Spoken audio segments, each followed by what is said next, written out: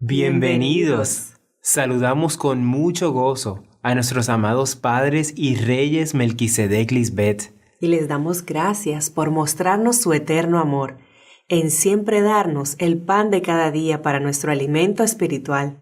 También saludamos a toda la familia de la fe de Cristo Lisbeth, aquellos que son fieles en todo, imitando de esa forma a sus padres espirituales Melquisedec Lisbeth. Amén. Aleluya.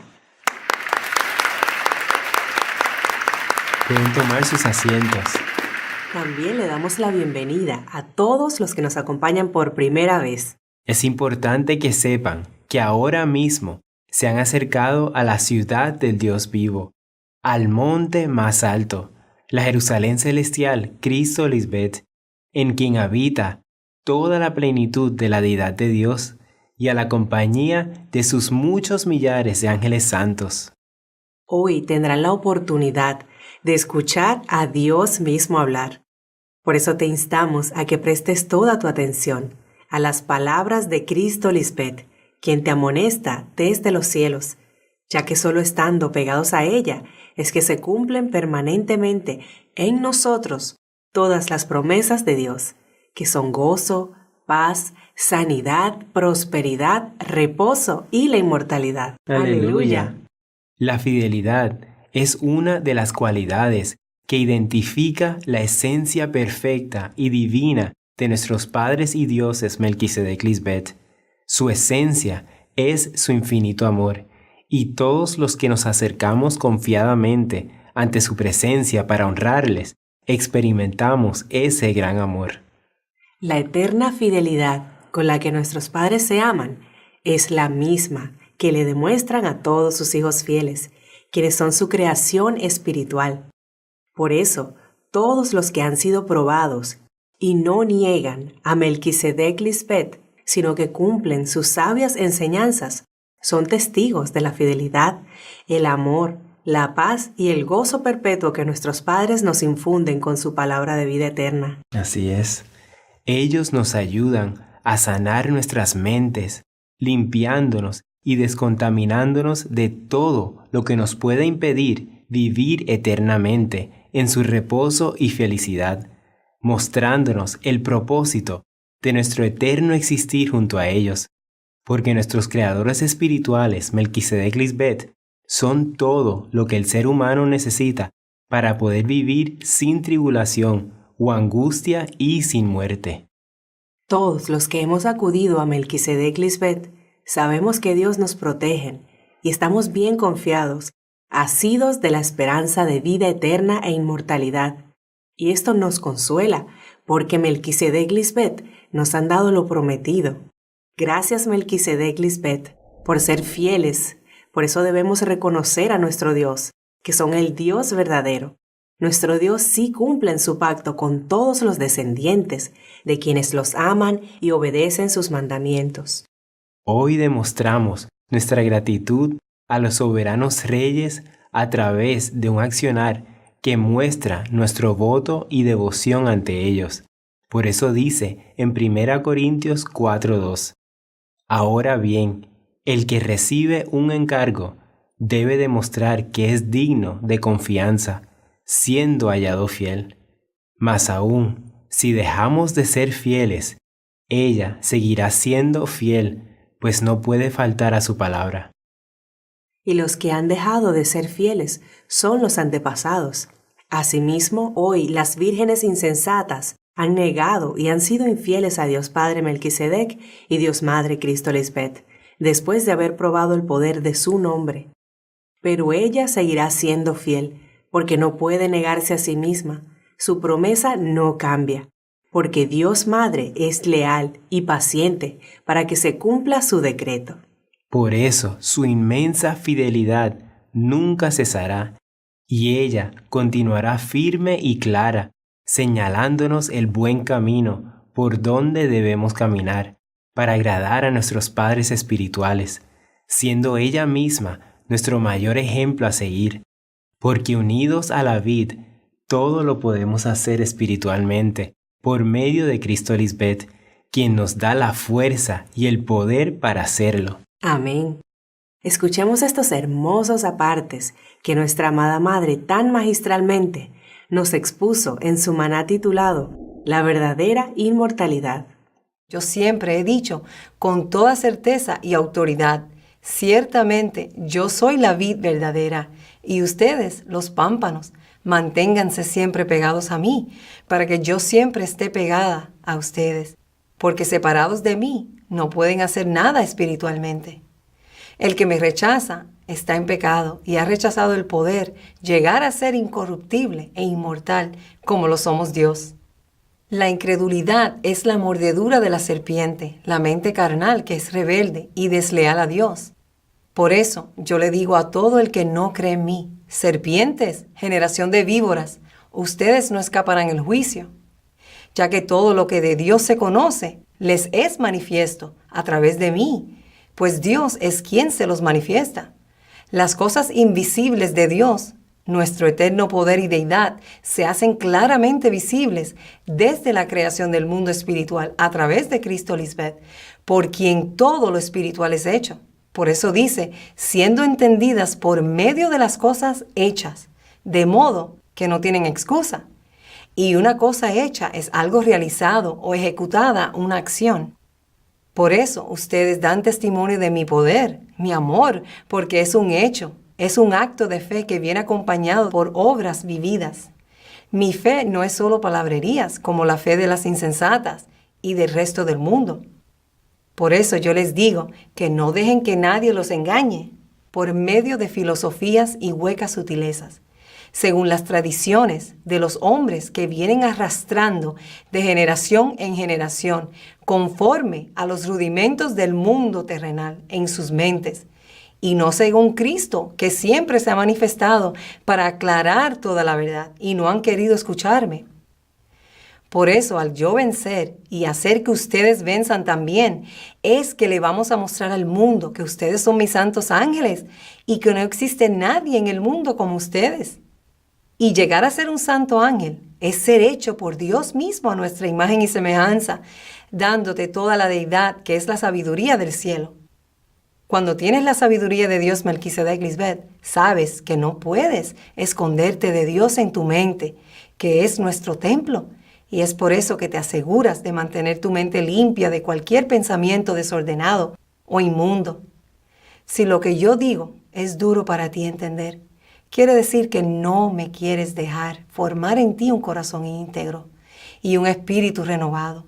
No quieres que te arranque el corazón de piedra que ahora tienes y poner en ti un corazón de carne para que andes en mis ordenanzas y guardes mis decretos y los cumplas y así me seas por pueblo y yo sea a ti por Dios.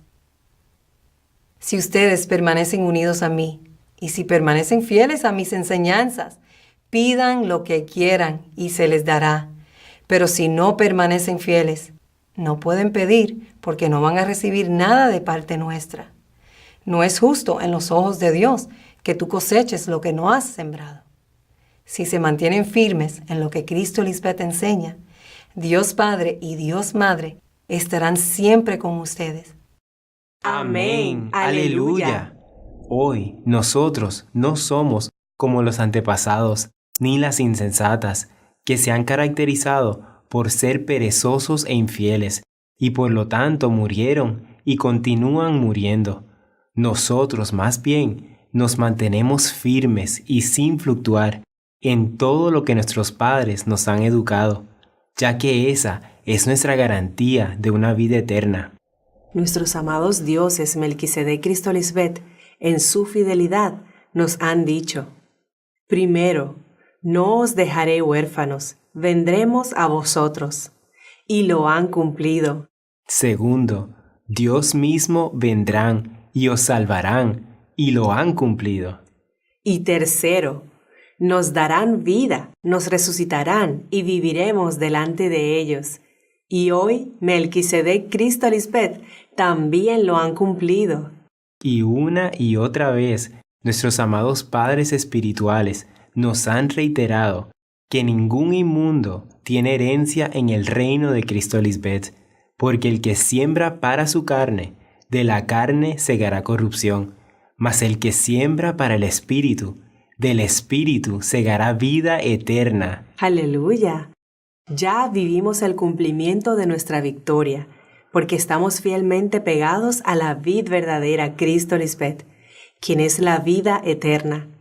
Dios, Melquisedec Lisbeth, han enjugado toda lágrima de nuestros ojos, pues ya estando Cristo Lisbeth presente, todos los que perseveran en hacer el bien tienen la inmortalidad. Y hoy, todos los inmortales, justos y rectos, quienes permanecen fieles, porque nuestros padres y Dios son fieles, levantamos nuestras voces con eterna alabanza, agradecimiento y júbilo, diciendo: ciertamente, los justos alabarán tu nombre, Melquisedec Lisbeth. Los rectos morarán en tu presencia. Amén. Aleluya.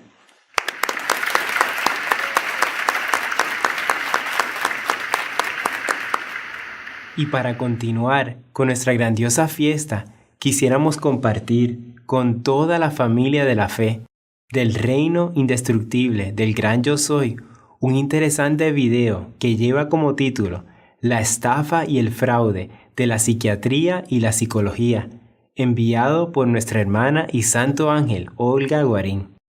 Este documental corrobora todo lo que Dios Madre nos ha venido aclarando con respecto al diablo, que es esa mente carnal que no desea que la humanidad se salve, sino que continúe en el camino rumbo hacia la muerte física. En este video podremos apreciar cómo las farmacéuticas y la llamada psiquiatría se han unido para mantener a millones de personas en el mundo esclavizados a las drogas y medicamentos, prometiendo falsas esperanzas. Veamos el interesante documental. Adelante. Los psiquiatras afirman que han realizado un progreso enorme en el campo de la salud mental a lo largo del último siglo y medio. Para demostrarlo, hablan de una historia de grandes avances en el área de los fármacos psicotrópicos. Pero este desfile de elementos químicos para el cerebro son los increíbles descubrimientos científicos que quieren que creamos.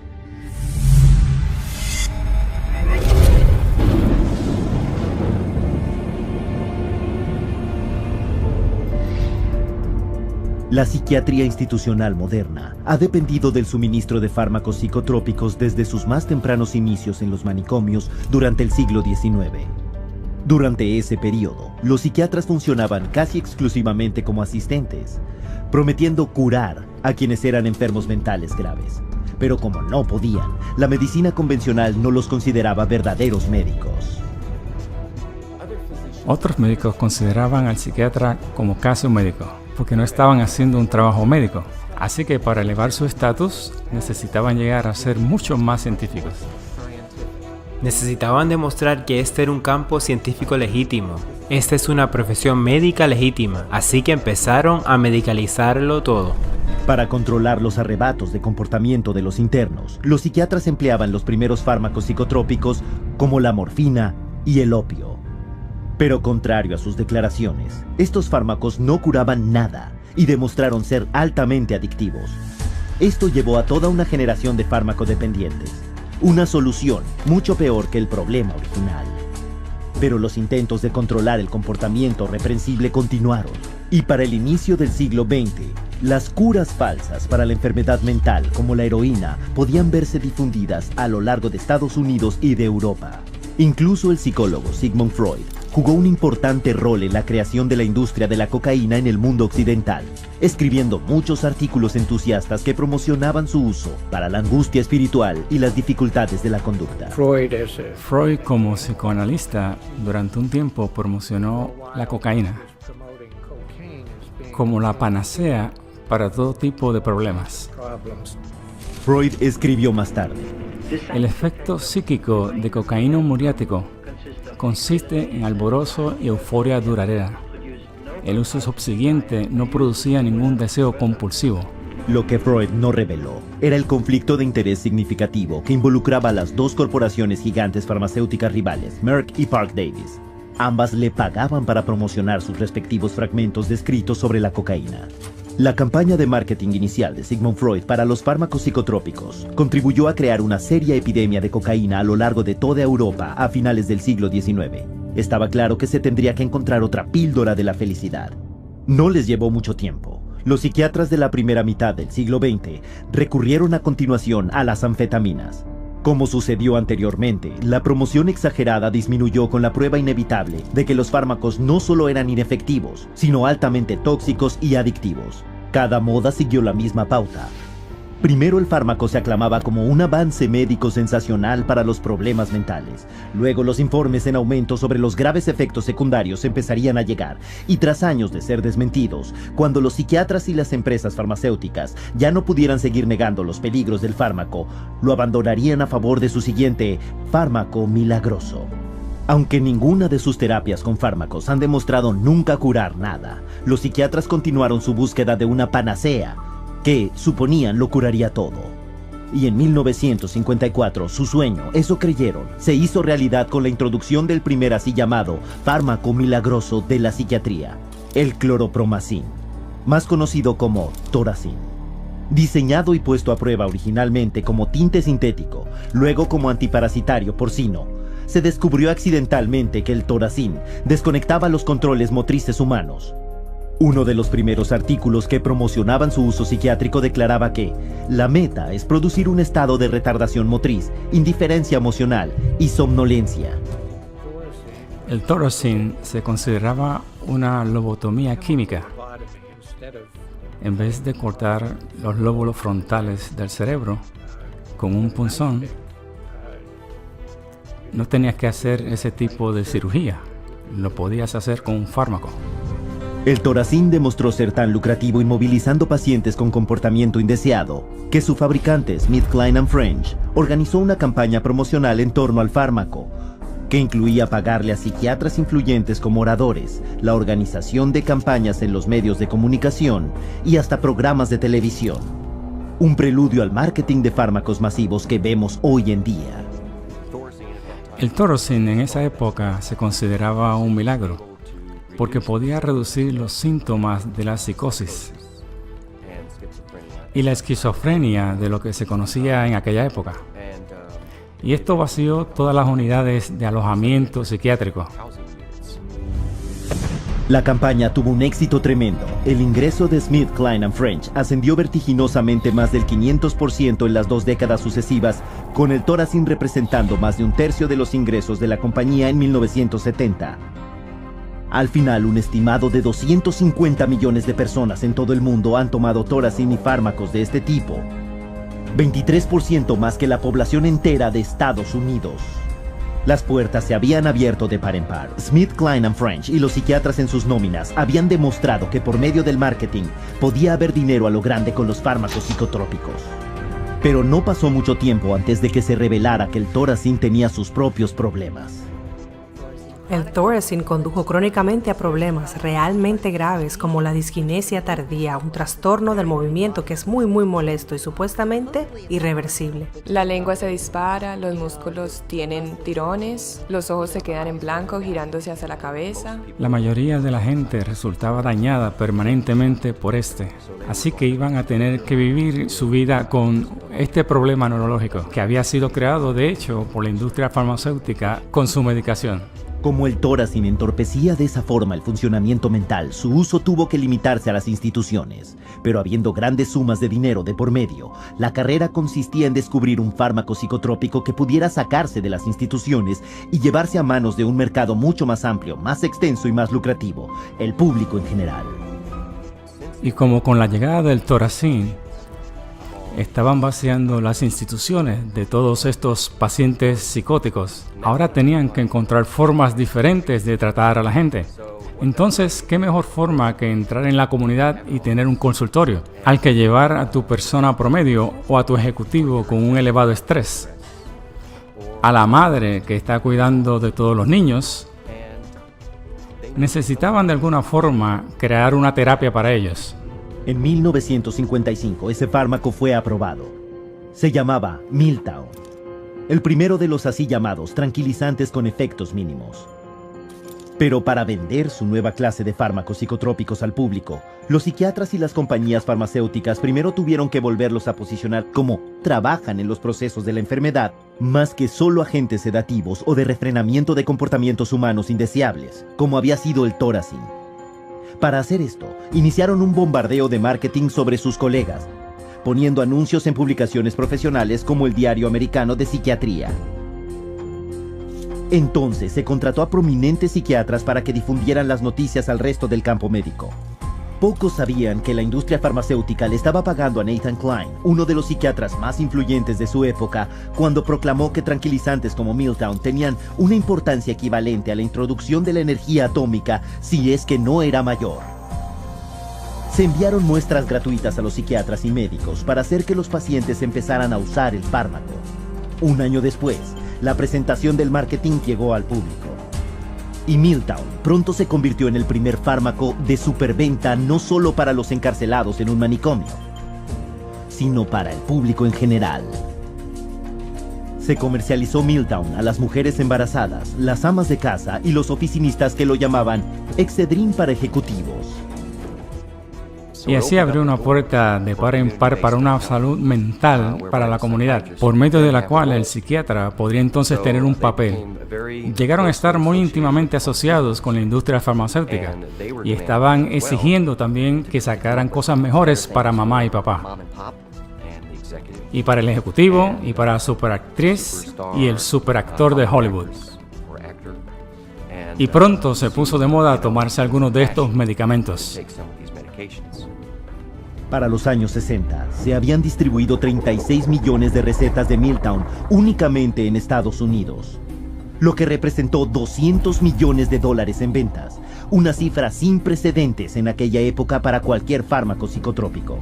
El éxito de Miltown condujo a la introducción de muchos más fármacos psicotrópicos para el público en general a lo largo de las décadas de 1950 y 1960. Uno de esos fármacos era el Valium. Lanzado con la delirante aclamación de los psiquiatras y la prensa, Valium se recetó de forma tan amplia a las amas de casa con estrés que incluso adquirió un sobrenombre, un pequeño ayudante para las madres. En medio de todo este alboroto, había fuertes pruebas iniciales y bien documentadas de que con los tranquilizantes también venían efectos secundarios graves que alteraban la vida. A Miltown, por ejemplo, pronto el asesor del presidente de la Comisión sobre Abuso de Narcóticos y Fármacos de 1962 lo etiquetó como aún más peligroso y adictivo que la cocaína o la metanfetamina, y pronto cayó en desuso. Pero la comunidad psiquiátrica ignoró esos avisos. Se había abierto la caja de Pandora, y con sus nuevas píldoras, ellos ya no eran los que cuidaban al demente. Eran médicos reales, administrando fármacos a los pacientes, y su lógica retrasada era, si los fármacos de hecho paralizaban los síntomas mentales, ¿no estaban por tanto abordando alguna enfermedad física en el cerebro? En cuestión de años, este razonamiento le permitió a la psiquiatría experimentar un cambio profundo. Los psiquiatras ya no eran cuidadores, eran médicos. Las quejas mentales ya no eran psicológicas, eran los síntomas de una enfermedad. Y para tratarlas, los psiquiatras escribían recetas. Todo se trata de dinero y el extender recetas y recibir un ingreso de gente que llega y obtiene sus recetas y esto y aquello y lo demás. Y eso es lo que resucitó a la comunidad psiquiátrica. Eso es lo que los puso de vuelta donde estaban, ganando dinero otra vez. El negocio estaba yendo tan bien que un grupo de prominentes psiquiatras se reunió en Puerto Rico en 1967 para planificar la expansión del uso de los fármacos psicotrópicos para el año 2000.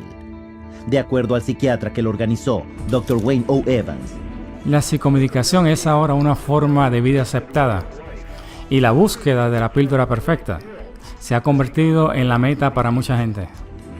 Para principios de la década de 1980, el Valium se había convertido en el fármaco más ampliamente recetado en el mundo occidental. Tan solo en 1978 se habían vendido casi 2.300 millones de comprimidos, suficiente para medicar a la mitad de la población mundial. El negocio de la medicación psicotrópica había llegado a estar tan fuera de control que en una audiencia de 1979 sobre el uso y abuso de los benzodiazepanes, un senador de Estados Unidos comentó: toda la charla de ventas parece ser vender y comercializar, vender y comercializar. Pero cosas mayores todavía estaban por llegar. El siguiente fármaco que hizo furor fue el Prozac. Y por supuesto, Prozac no era para la ansiedad, sino para la depresión. Y de repente, la diagnosis de la depresión empieza a multiplicarse. Y el número de gente que se diagnosticó como deprimida empieza a multiplicarse de forma sustancial. Prozac se lanzó con un bombo y platillo tremendo, con cuentos de recuperaciones milagrosas, mentes enfermizas curadas y vidas destrozadas restablecidas. Y todo sin casi ningún efecto secundario o adicción, o por lo menos eso afirmaba su fabricante. Se prosiguió rápidamente con muchos antidepresivos nuevos, promocionando también un alivio psicológico instantáneo con pocos inconvenientes. Y con esto, la corriente principal psiquiátrica abandonaba la psicoterapia en favor de la farmacología para siempre. En un golpe audaz y efectivo del marketing, al mundo se le había dicho que estos nuevos antidepresivos no eran solo para los deprimidos, sino que eran fármacos de un estilo de vida, para una sociedad de elección de humor. Pero casi inmediatamente surgieron pruebas que afirmaban que la seguridad y eficacia universales estaban muy lejos de la verdad.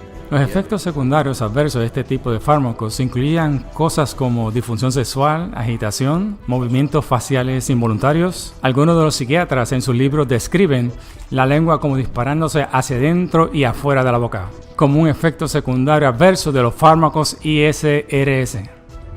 En el transcurso de 10 años, detalles pasmosos de los efectos secundarios como violencia y suicidio ya no podían seguirse ignorando, con un estimado de 3.900.000 casos de efectos adversos únicamente con el Prozac. Se publicaron advertencias de cajas negras alertando al público de los riesgos significativos de violencia y suicidio, una vez más contra las fuertes protestas de las compañías farmacéuticas y la psiquiatría organizada. Pero cuando las patentes de los antidepresivos expiraron, como era previsible, los psiquiatras y los fabricantes de fármacos finalmente admitieron la verdad. Pero ahora afirmaban, aquí había un nuevo descubrimiento científico sensacional que lo cambiaría todo, un nuevo tipo de fármacos llamados antipsicóticos atípicos, recién aprobados para tratar tanto la esquizofrenia como un trastorno mental llamado trastorno bipolar, poco conocido en aquel entonces. De repente, la diagnosis del trastorno bipolar hizo furor, con los porcentajes de diagnosis ascendiendo a millares de puntos de porcentaje en cuestión de años. Lo que es claro es que las patentes caducaron y las compañías farmacéuticas siempre están buscando maximizar sus beneficios, así que investigan nuevos fármacos y pueden tenerlos patentados como por unos 17 años y cobran precios de monopolio. Y luego, cuando la patente se acaba, a menudo el siguiente llega a continuación. Pronto, sin embargo, como sus predecesores, se demostró que los antipsicóticos atípicos tenían efectos secundarios paralizantes y hasta mortales, como obesidad, diabetes y problemas coronarios, junto con una eficacia cuestionable y una dependencia prácticamente segura. Las compañías farmacéuticas están intentando alejarse de los toracines del estilo antiguo y meterse en nuevos antipsicóticos, y nosotros sabemos que no son mejores. Así que el antipsicótico nuevo y mejorado de hoy no es mejor que el viejo Toracin, que era el fármaco milagroso de la psiquiatría. Hoy el mismo ciclo continúa, con una emocionante cobertura de los medios sobre los nuevos tratamientos químicos promocionados como avances sensacionales. Los alucinógenos como el LSD y el éxtasis están a prueba ahora para su uso como prescripción psiquiátrica en el futuro. La psiquiatría tiene una maravillosa historia de salir con una etiqueta detrás de otra. Todo ello para encubrir sus propias insuficiencias, su propia incapacidad para conseguir un producto. Lo que quiere decir curar a alguien o verdadera, honestamente ayudar a alguien. Así que sus soluciones siempre saquemos otro síndrome que esa persona tenga. Es una etiqueta de una sopa de letras detrás de otra. Y justo cuando el público empieza a darse cuenta de eso, de que los expertos podrían estar contándonos una historia, vamos al siguiente ámbito de los fármacos. La psiquiatría se ha convertido básicamente en la administración farmacéutica en América. Eso es lo que hacen los psiquiatras. Si fueras a un cirujano, esperarías que te cortaran. Si vas a un psiquiatra, esperas que te mediquen. Eso es lo que hacen los psiquiatras. Un siglo y medio más tarde, quedan dos preguntas en pie. ¿Dónde está la ciencia que sustenta a la psiquiatría? ¿Y cuánto más tiempo va a continuar el público creyéndose sus falsas esperanzas, bombo publicitario y mentiras descaradas?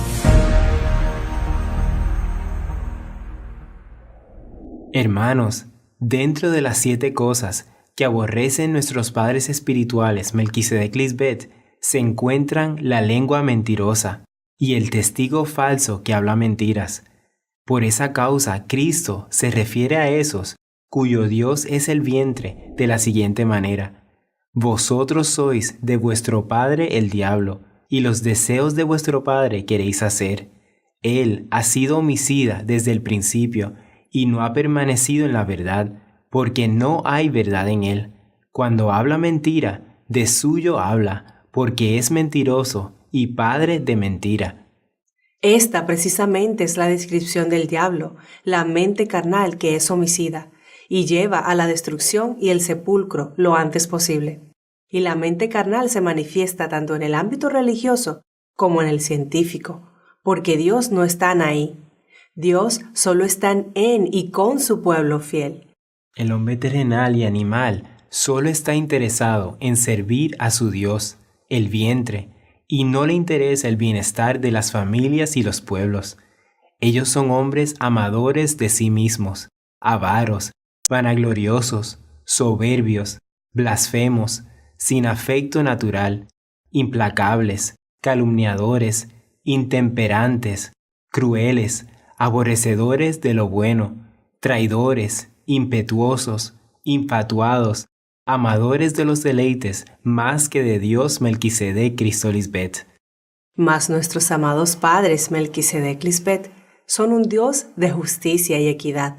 Por eso continúan sacando a la luz pública la maldad de estos hombres perversos, que solo siembran para la carne, y solo podrán cosechar corrupción y muerte. Dios Melquisedec Lisbet no son un Dios que se complacen en la maldad.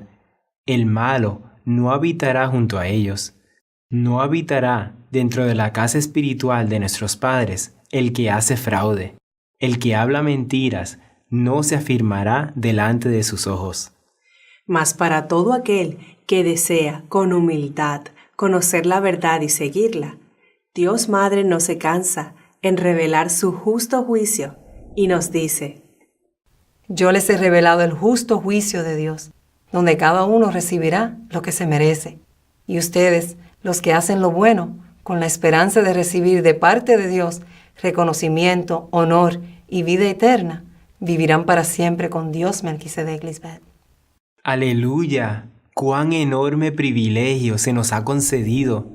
Hoy gozamos del justo juicio, viviendo con nuestros padres y dioses para siempre. Por eso decimos a una voz: Amén, aleluya para siempre, al todopoderoso Dios Melquisedec Lisbet.